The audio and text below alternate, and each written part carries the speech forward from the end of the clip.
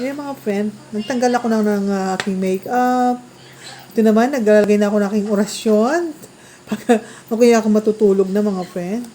Naglalagay ako ng ulay, ang aking creamer. Ayan mga friend. Ito yung nilalagay ko sa pagtulog ko mga friend. Para malagaan natin ang skin. Ayan.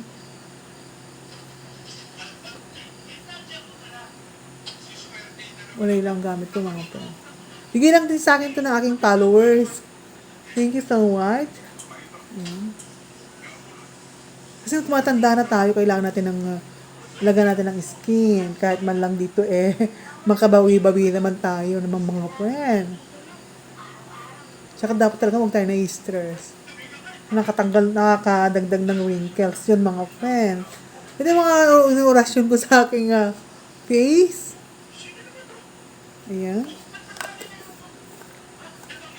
Ulay siya.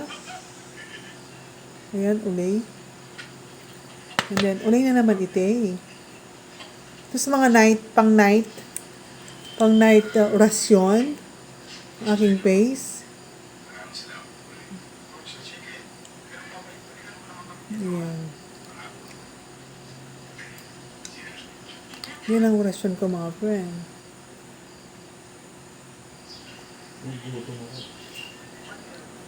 Ayun, tinapay yan, Spanish bread. Ano pa naman? Palaman na yan. Ayan ang aking orasyon.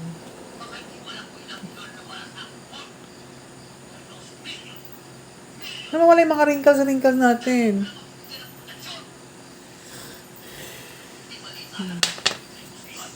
Kaya dapat bago matulog, wala dapat makeup, walang lipstick. Ayan.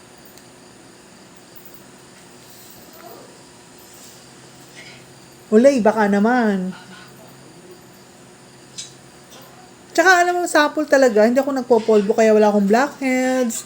Hindi ko ano yung polvo mga friend. Wala As in, hindi talaga ako nagpopolvo mula nung bata. Siya nakatagdag wrinkles ang polvo mga friend. Iba yung mga iba, nilalagay yung, gusto kong pula-pula dito, parang sinampal ng 10 lalaki mga friend. Hindi naman ako sa nagano, but yung skin ninyo, pag ano sa araw yun. Ayan.